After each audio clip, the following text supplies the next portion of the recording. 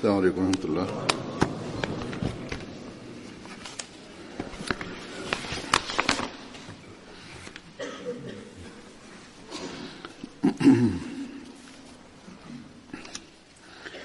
أشهد أن لا إله إلا الله وحده لا شريك له وأشهد أن محمدا عبده ورسوله أما بعد فأعوذ بالله من الشيطان الرجيم بسم الله الرحمن الرحيم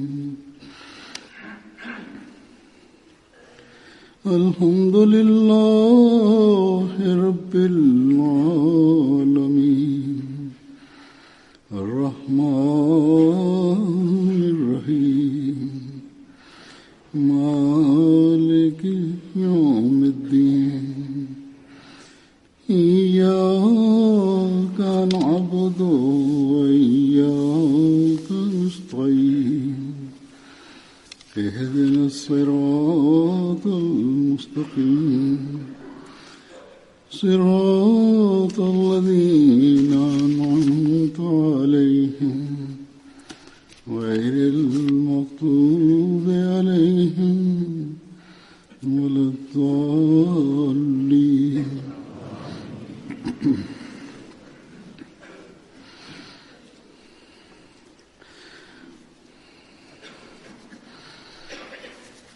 والسابقون الأولون من المهاجرين والأنصار والذين اتبعوهم بإحسان رضي الله عنهم ورضوا عنه وأعد لهم جنات تجري تحتها الأنهار خالدين فيها أبدا ذلك الفوز العظيم.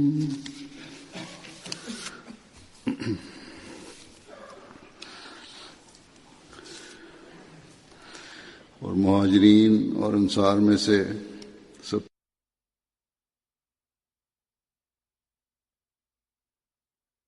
опередившие остальных, первый из мухаджиров, переселившихся из ансаров помощников, и те, которые последовали за ними в благодеянии, доволен ими Аллах, и они довольны им, и уготовил Он им сады, внизу которых текут ручьи, и они вечно пребывающие в них.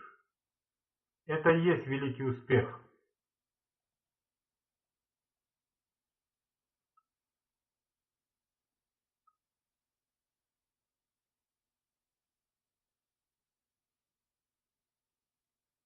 В этом аяте повествуется о тех сподвижниках посланника Аллаха, саллаллаху алейхи вассалям, которые опередили других в совершении добрых деяний и в достижении высокого духовного статуса. То есть эти сподвижники являются примером для будущих поколений.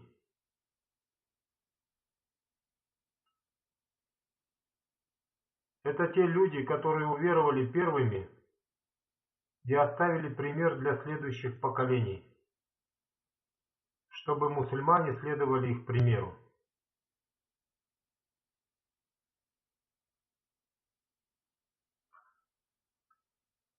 Здесь повествуется о том, что Всевышний Аллах доволен их деяниями.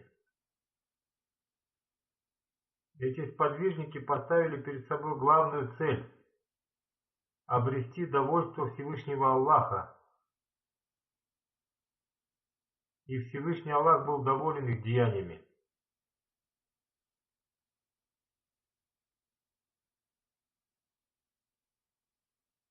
Они благодарили Всевышнего Аллаха, находясь в любых обстоятельствах. Всевышний Аллах изрек: что вы обретете его благо, если последуете по пути их преданности, искренности и поступков.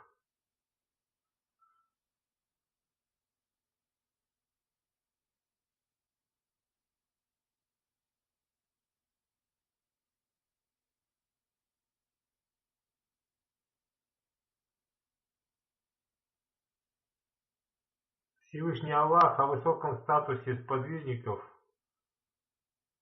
сообщая об этом посланнику Аллаха, саллаллаху алейхи вассаляму,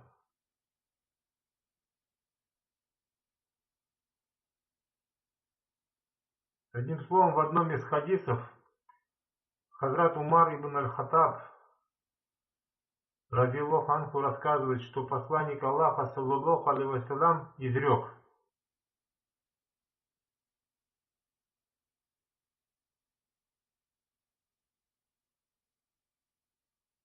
«Я спросил своего великого и всемогущего Господа о том, относительно чего разойдутся во мнениях мои сподвижники после меня.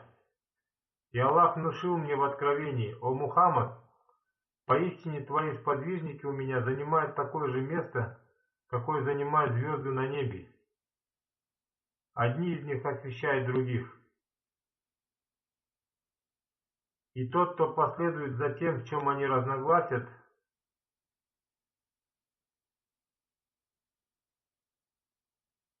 и тот, кто не последует за тем, в чем они разногласят, тот у меня на правильном пути». Посланник Аллаха, саллаллаху алейхи вассалям, изрек: «Мои сподвижники подобны звездам. За кем бы из них вы ни последовали, вы последуете прямым путем». Таким образом, он сделал своих сподвижников маяком для нас.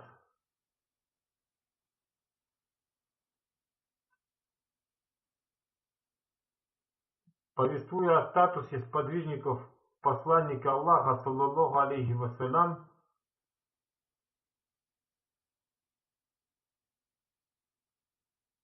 Хазрат обетованный Мессия, алейхиссалям, изрек: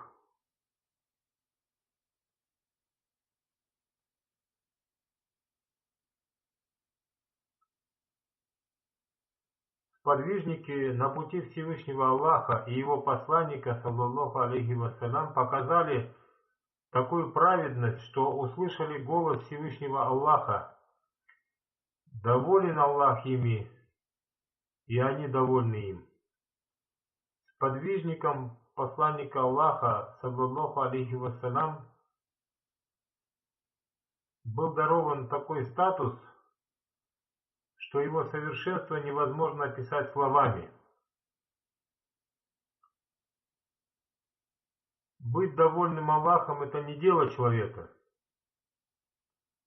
Это наивысший статус отречения от этого мира, упования, угождения и повиновения Всевышнему Аллаху.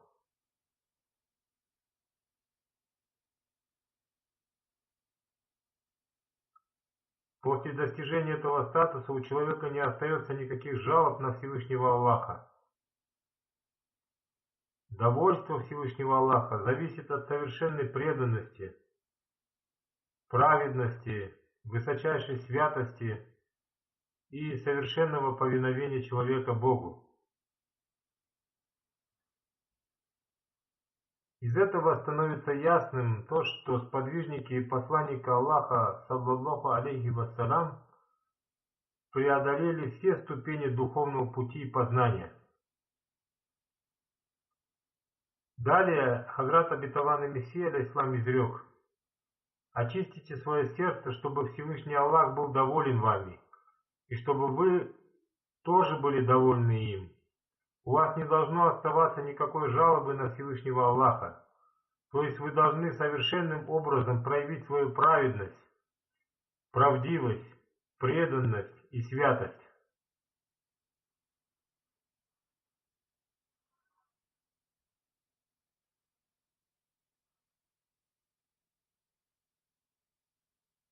Затем Хазрат обетованный Мессия, алейхиссалам, изрек: в итоге Бог будет доволен вами, и вы будете довольны им. Он благословит ваше тело и ваши слова.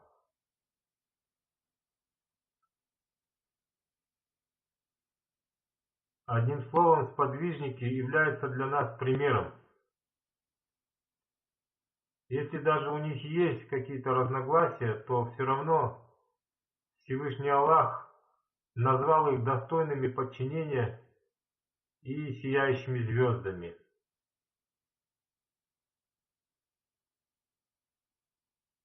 Говоря о своих сподвижниках, посланник Аллаха, саллаллаху алейхи вассалям, изрек: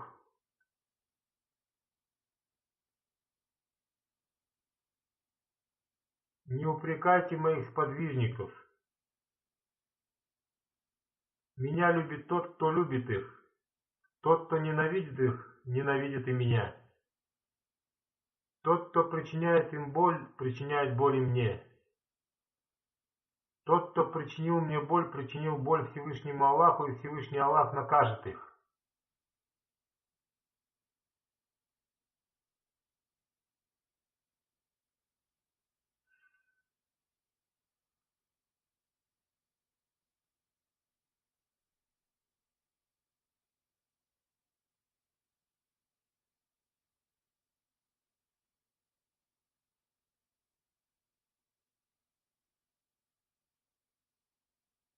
Но сегодня, к сожалению, можно увидеть множество мусульман, особенно среди шиитов, которые упрекают сподвижников посланника Аллаха, саллаллаху алейхи вассалям. В другом хадисе посланник Аллаха, саллаллаху алейхи вассалям, изрек: «Не упрекайте моих сподвижников. Клянусь Аллахом, даже если они пожертвуют мизерную частичку золота, вы не получите награды, подобной их награде, даже в том случае, если пожертвуете золото величиной с гору Ухуд».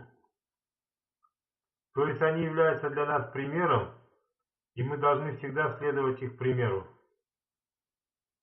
Будет неправильно, если мы будем оценивать статус кого-либо согласно своим собственным критериям.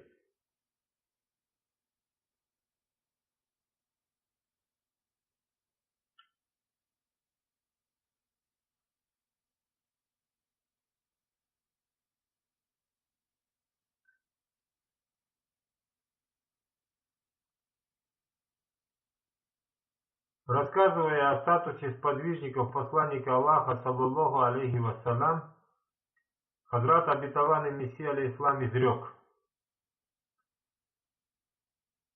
«Если мы беспристрастно посмотрим на жизнь сподвижников нашего совершенного наставника, посланника Аллаха, саллаллаху алейхи вассалям, то нам станет ясно, чем они пожертвовали ради Всевышнего Аллаха и его посланника, саллаллаху алейхи вассалям. Ради этого они пожертвовали своими жизнями, покидали свою родину и были подвержены различным испытаниям и жестокостям. Но, несмотря на все эти трудности, они проявили свою искренность и преданность.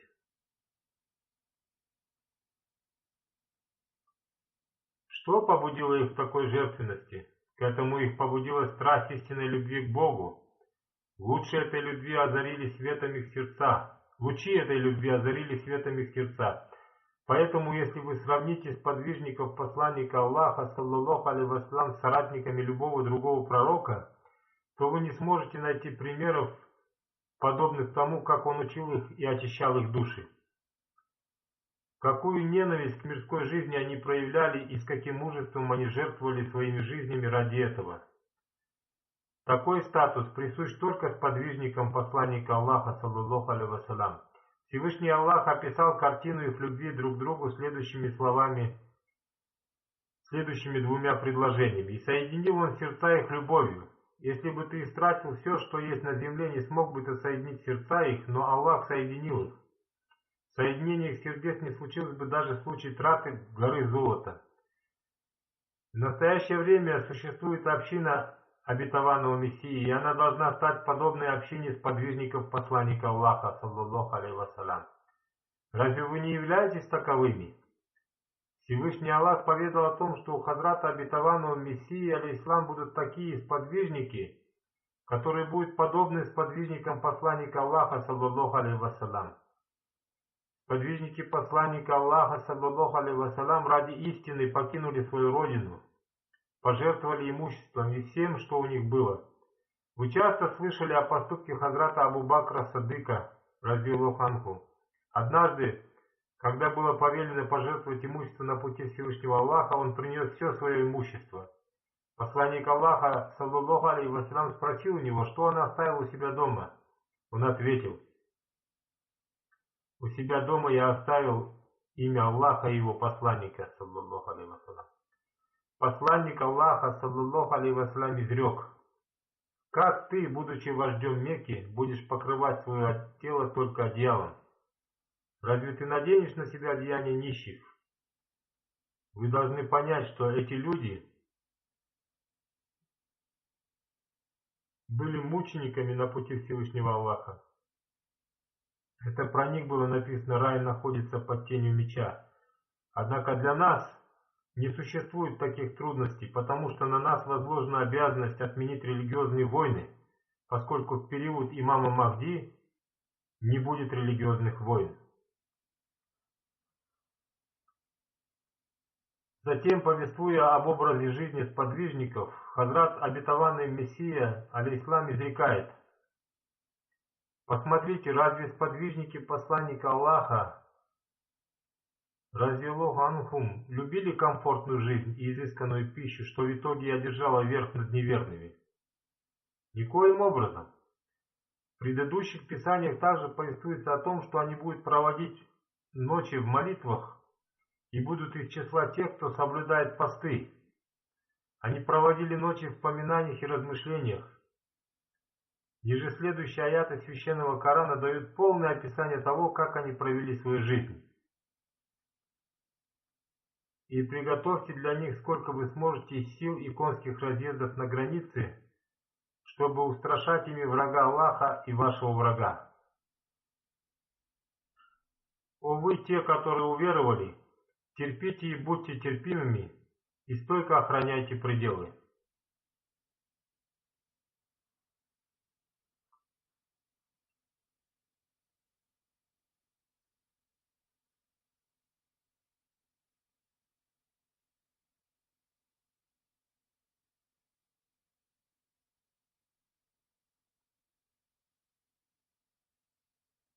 Хазрат обетованный Мессия, алейхиссалам, в этой связи изрек: под словом «рибат» имеются в виду те конские разъезды, которые содержатся на границах для устрашения врагов. Всевышний Аллах повелевает сподвижникам постоянно пребывать на страже с целью защиты от происков врагов. Посредством слова «рибат» Всевышний Аллах обращает их внимание на их собственную готовность. Им поручено два дела. Одно – это противодействие внешним врагам, и второе – духовное противодействие. Согласно словарям, слово «рибат» означает сердце и душу человека. Это очень тонкая вещь, поскольку полезными могут быть только обученные лошади. Сейчас лошадей обучают подобно тому, как обучают в школе детей. Если их не обучать, то вместо того, чтобы стать полезными, они могут нанести вред. И одним словом, точно так же необходимо обучать, воспитывать и контролировать свою душу. Рибат – это то, когда верующий стремится развиваться как в знаниях, так и в деяниях. Он должен обуздывать свою душу.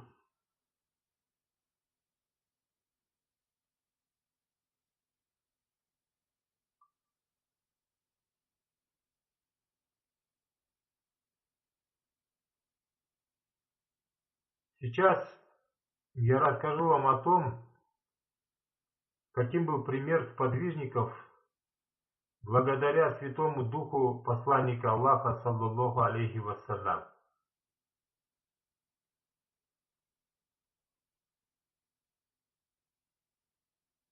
До этого из цитаты хазрата обетованного Мессии, алейхиссалам, мы узнали о примере хазрата Абу Бакра, радзияллаху анху, который пожертвовал все свое имущество дома, своего дома, все имущество своего дома. А сейчас я представлю вашему вниманию пример Хазрата Абу Бакра, разъяллаху анху, в котором он проявил смиренность и страх перед Всевышним Аллахом. Однажды между Хазратом Абу Бакром и Хазратом Умаром, разъяллаху анху, произошла ссора, и Хазрат Абу Бакр повысил на него голос. После этого Хазрат Абу Бакр пришел к Хазрату Умару, чтобы попросить у него прощения, однако Хазрат Умар не простил его. Тогда Хазрат Абу Бакр пошел к посланнику Аллаха, саллаллаху алейхи вассалям, и сообщил ему об этом. Посланник Аллаха, саллаллаху алейхи вассалям, изрек: «Пусть Всевышний Аллах помилует тебя».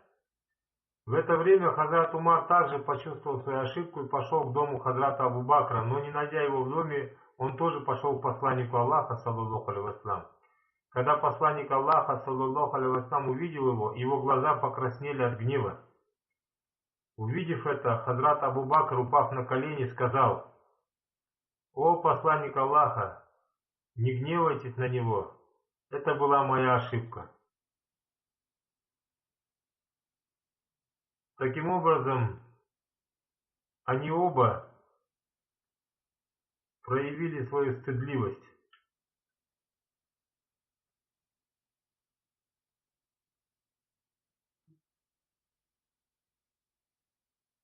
Посмотрите, каким смирением обладали сподвижники.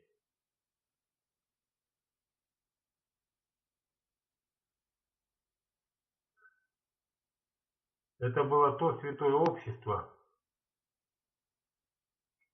которое создал посланник Аллаха, саллаллаху алейхи вассалям.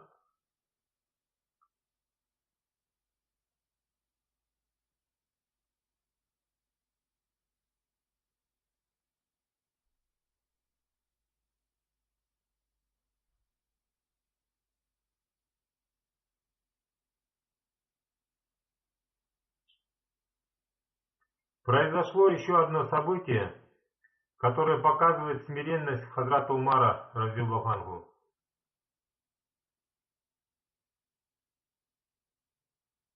Один человек сказал Хазрату Умару, разъяллаху анху, что он лучше Хазрата Абу Бакра, разъяллаху анху. Услышав об этом, Хазрат Умар зарыдал и сказал: «Одна ночь и день Хазрата Абу Бакра лучше, чем вся моя жизнь и все мое потомство».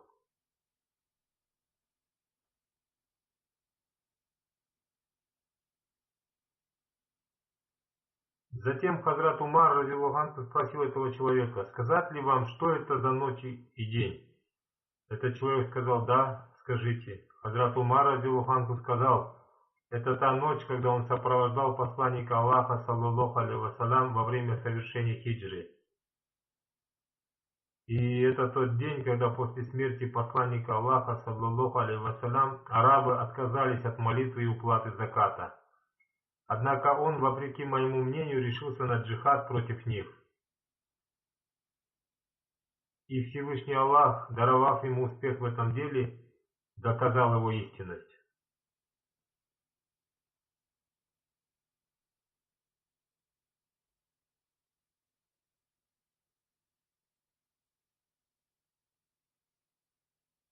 За ними следует один из великих его сподвижников, Хазрат Усман, разъяллаху анху. Он стал третьим халифом.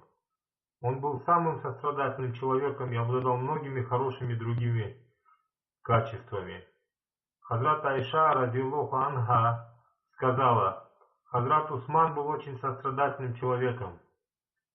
Он больше всех боялся Всевышнего Аллаха, и он больше всех сочувствовал людям». Когда посланник Аллаха, саллаллаху алейхи вассалям, пожелал расширить мечеть Ан-Набви, мечеть пророка, он посоветовал, что необходимо присоединить к этой мечети близлежащие дома. Для этого было необходимо выкупить эти дома у людей, и Хазрат Усман выкупил эти дома за 15 тысяч дирхемов. Кроме этого, в Медине был колодец, который принадлежал одному иудею, и этот иудей очень дорого продавал воду из этого колодца. Хазрат Усман, разъяллаху анху, выкупил этот колодец и обеспечил всем людям бесплатный доступ к воде. Таким образом, он проявил свое сочувствие к людям.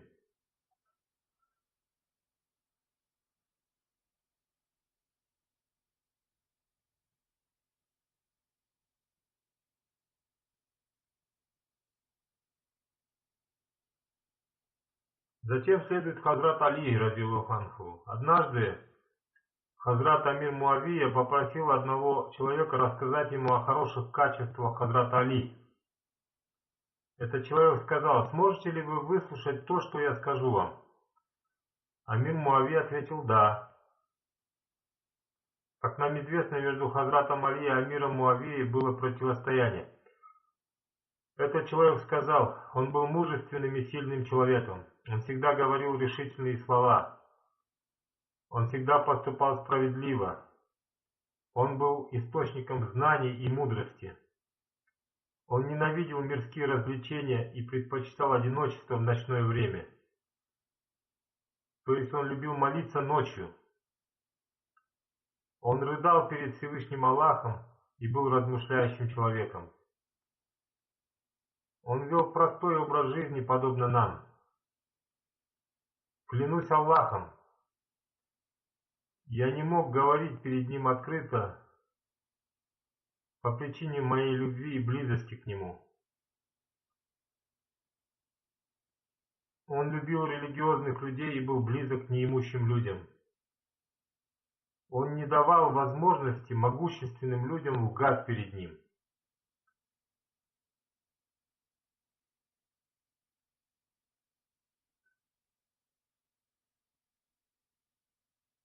Неимущие люди никогда не отчаялись в его справедливости.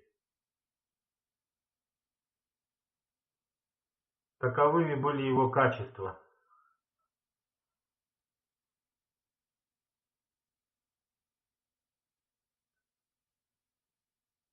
Услышав об этом, Амир Муавия сказал: «Ты сказал правильно». После этого он зарыдал.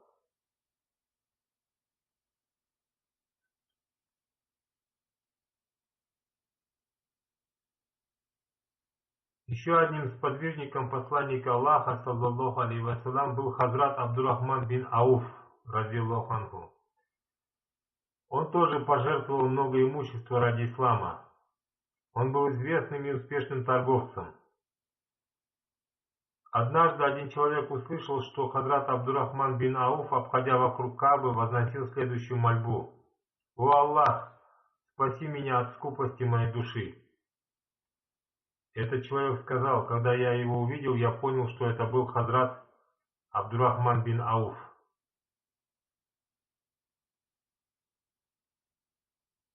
Однажды его торговый караван прибыл в Медину. Этот караван состоял из 700 вьючных животных. Все жители Медины очень обрадовались. Когда эта весть дошла до Хазрат Айши, радиллаху анха, она сказала: «Я слышала от посланника Аллаха, саллаллаху алейхи вассалям, что Хазрат Абдурахман бин Ауф удостоится рая». Когда эта весть дошла до Хазрата Абдурахмана, он пришел к Хазрат Айше, матери правоверных, и сказал: «Я торжественно свидетельствую, о мать правоверных, что весь этот караван со всем грузом, вьюками и поклажей я жертвую во имя Аллаха».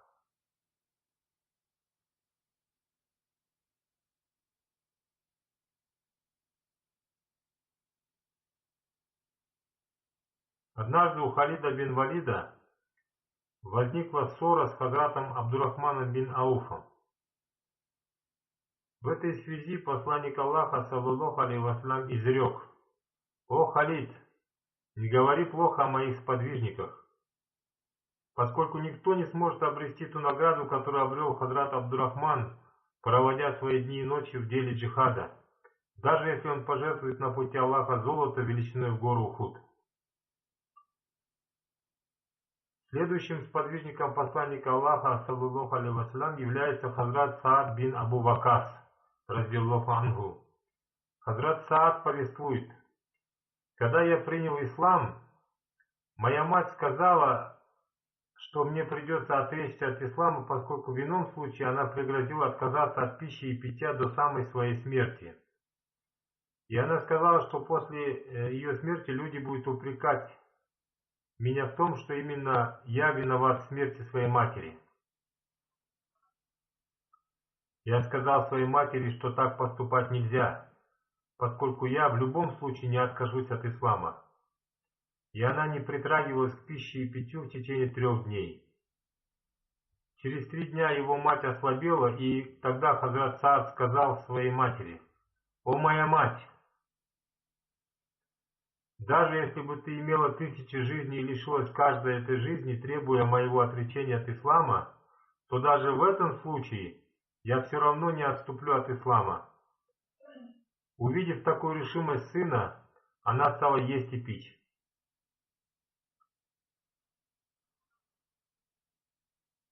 Всевышний Аллах повелевает подчиняться родителям, но Он изрекает и о том, что не следует им подчиняться, когда дело касается религиозных убеждений.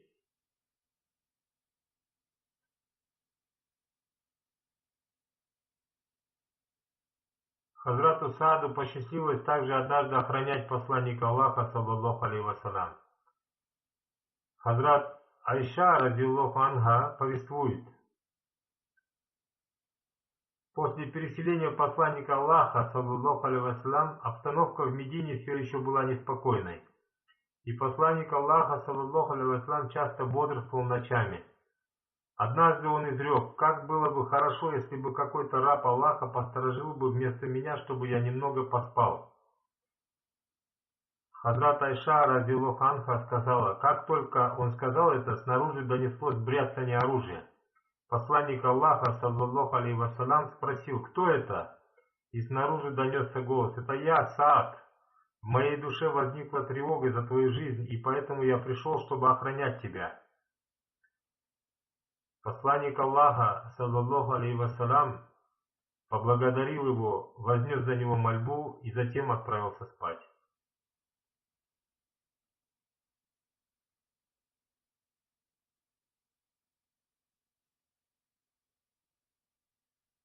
Еще одним из его сподвижников был Хазрат Зубайр ибн Аль-Аввам, да будет доволен им Аллах. Он был очень богобоязненным человеком. Однажды его сын спросил его: «Почему вы, подобно другим сподвижникам, не повествуете хадисы?» Он ответил: «После принятия ислама я всегда находился возле посланника Аллаха, саллаллаху алейхи вассалям, и слышал от него много хадисов, однако я боюсь его предостережения, которое гласит: окажется в аду тот, кто припишет мне ложные слова. Я боюсь, что могу неправильно передать те слова посланника Аллаха, саллаллаху алейхи вассалям, которые я неправильно понял». Он был мужественным человеком. Когда окружили Александрию, он первым установил лестницу на стене крепости и стал подниматься по ней. Ему сказали, что этого делать не надо, поскольку там свирепствует чума. Но он не согласился с этим и поднялся на стену. Он сказал: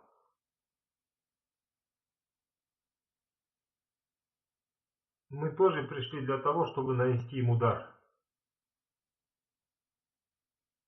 Он был состоятельным человеком и часто жертвовал свое имущество на пути Всевышнего Аллаха.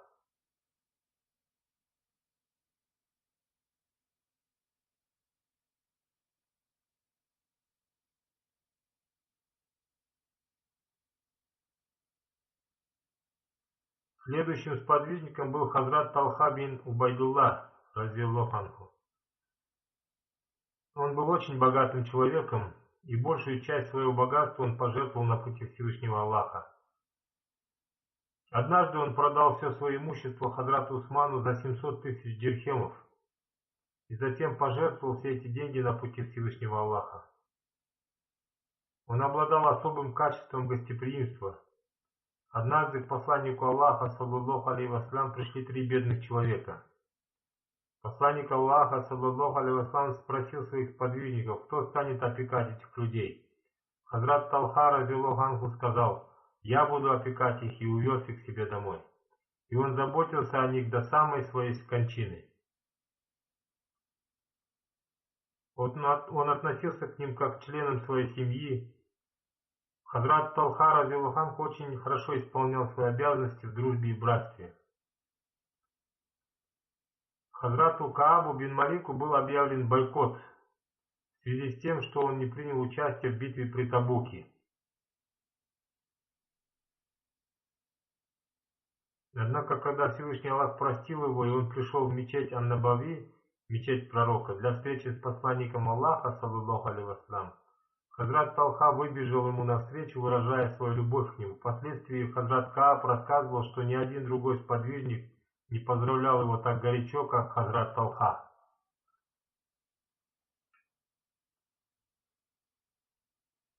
Супруга Хазрата Талхи повествует, он всегда улыбался, когда приходил домой. Также с улыбкой на лице он выходил из дома. Он всегда был ласков со своими домочадцами. То есть на улице он был таким, каким был у себя дома. У него было 4 жены, и все они были им очень довольны.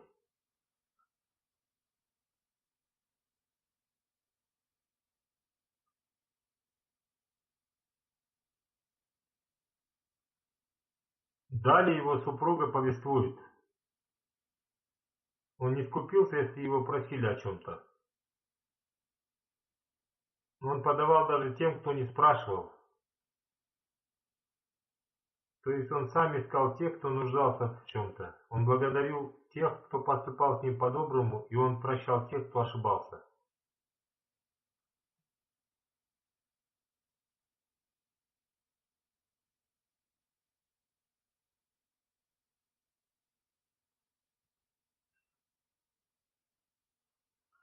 Это и есть тот принцип, который создает покой в доме. И этот принцип должен стать примером для нас.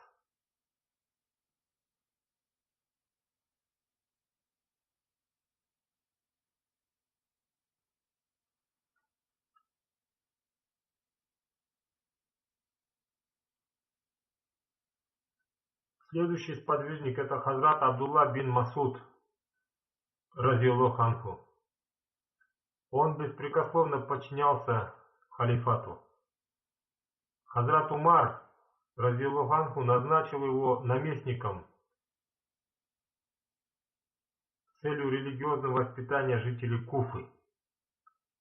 Он написал жителям Куфы о том, что Медина тоже сильно нуждается в нем, и что он, жертвуя нуждой Медины, посылает его к ним. После Хазрата Умара, разиаллаху анху, Хазрат Усман, разиаллаху анху, также оставил его наместником в Куфе. Кроме этого, он назначил его верховным судьей и казначеем. Впоследствии против него были выдвинуты некоторые обвинения, и Хазрат Усман отстранил его от этих должностей. Жители Куфы сказали, что все они с ними, поэтому ему не следует отправляться в Медину. Однако он сказал: подчинение халифату — моя обязанность. Я не желаю открывать еще одну дверь смуты, не подчинившись халифу времени. После этого он вернулся в Медину. Один из повествующих рассказал, когда он находился среди сподвижников, было видно, что он отрешен от этого мира. Он очень сильно заботился о своей чистоте. Несмотря на свое отрешение, он всегда облачался в лучшие одежды и пользовался лучшими благовониями. Один из его слуг рассказал, он пользовался такими благовониями, что люди даже в темноте знали, что он проходил здесь.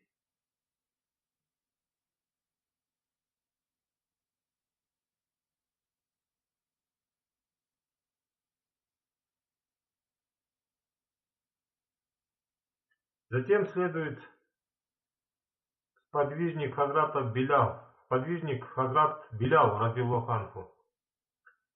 Когда его волокли по раскаленным камням и песку, он, не переставая, произносил свидетельство веры. Он всегда оставался в своей вере и провозглашал единство Всевышнего Аллаха. то есть ля иляха илляллах Мухаммад Расулуллах. Еще одним из сподвижников был Хазрат Саад бин Муаз Ансари, разъяллаху анху. В битве при Бадре он, будучи представителем ансаров, сказал: «О посланник Аллаха, мы верим в тебя и подтверждаем твою истинность. Мы выполним свое обещание повиноваться тебе. Делай все, что угодно тебе. Недалеко отсюда есть море, и если ты прикажешь нам прыгнуть в него, то ты не найдешь ни одного человека, кто бы ослушался тебя. Мы не боимся врагов, мы будем мужественно сражаться с ними. Мы надеемся, что Всевышний Аллах удостоит нас тем, что обрадует тебя. Веди нас туда, куда угодно тебе».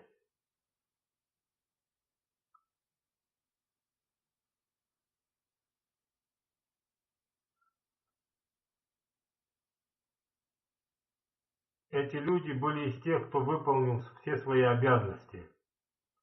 Они установили такие примеры, которым был рад Всевышний Аллах.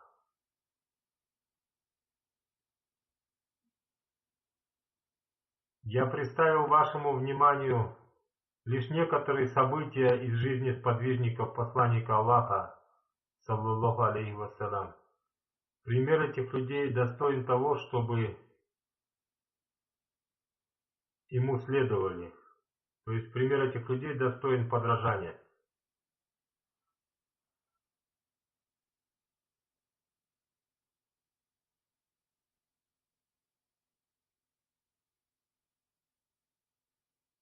Хазрат обетованный Мессия алейхиссалам изрек: обрести успех вне священного Корана невозможно.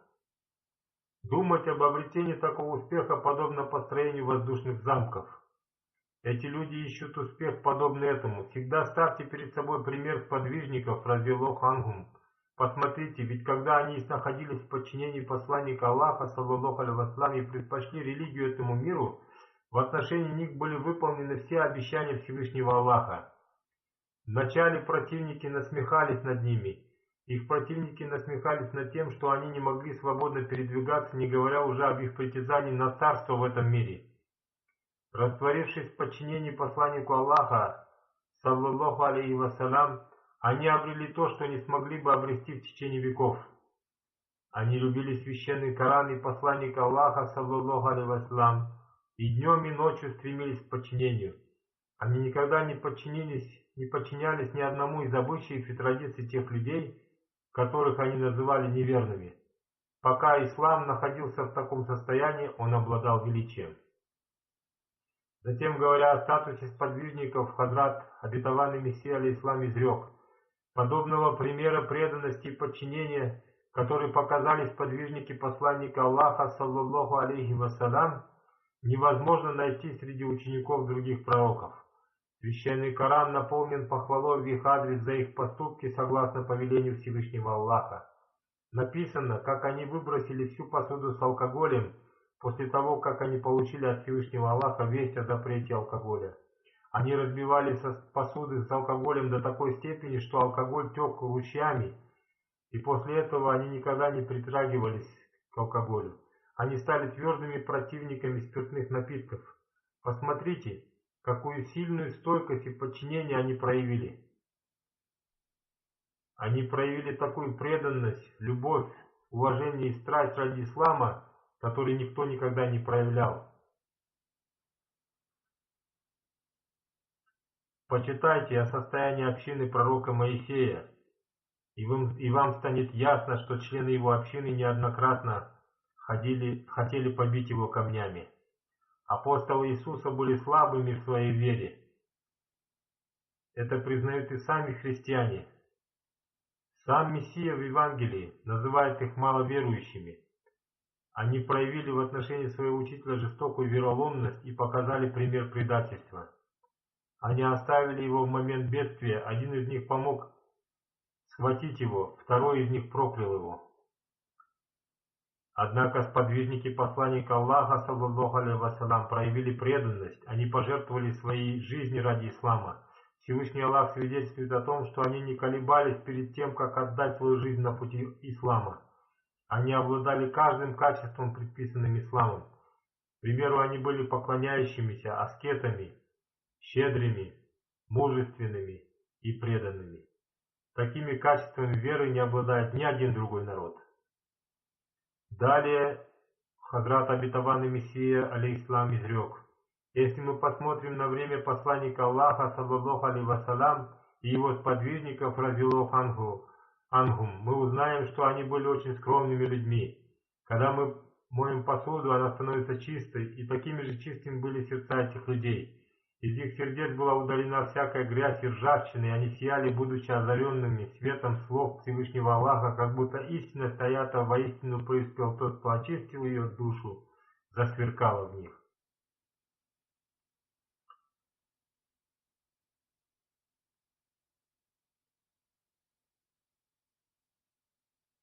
Затем Хазрат Обетованный Мессия, алейхиссалам, изрек: изысканная пища кладется в посуду только после того, как ее тщательно омыли и отполировали.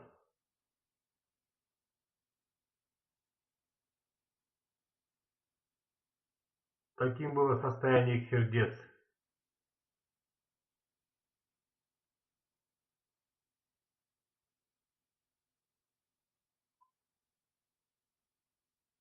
Таким было состояние их сердец. Изысканная пища благ Всевышнего Аллаха будет положена в сердце человека, если он очистит и сделает его блестящим, подобно отполированной посуде. Однако сколько сегодня существует людей, соответствующих аяту, воистину преуспел тот, кто очистил ее душу.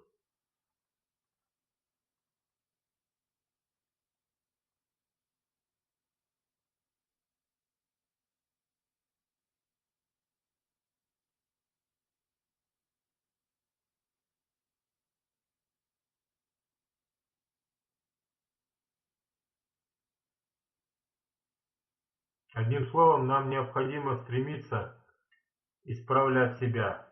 Мы должны тщательно омыть сосуды своих сердец.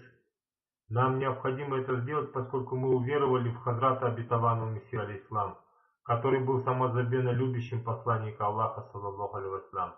И мы должны поступать согласно тому наставлению, которое дал нам Хазрат Обетованный Мессия, алейхиссалам. Мы можем стать истинными мусульманами только в том случае, если будем поступать согласно всем этим примерам.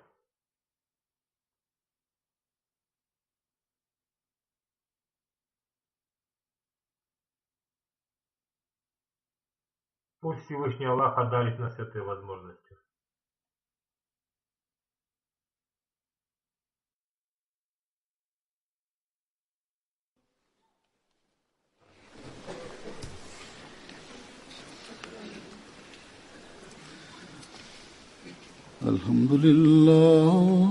الحمد لله نحمده ونستعينه ونستغفره ونؤمن به ونتوكل عليه ونعوذ بالله من شرور أنفسنا ومن سيئات أعمالنا من يهده الله فلا مضل له ومن يضلل فلا هادي له ونشهد أن لا إله إلا الله ونشهد أن محمدا عبده ورسوله عباد الله رحمكم الله إن الله يأمر بالعدل والإحسان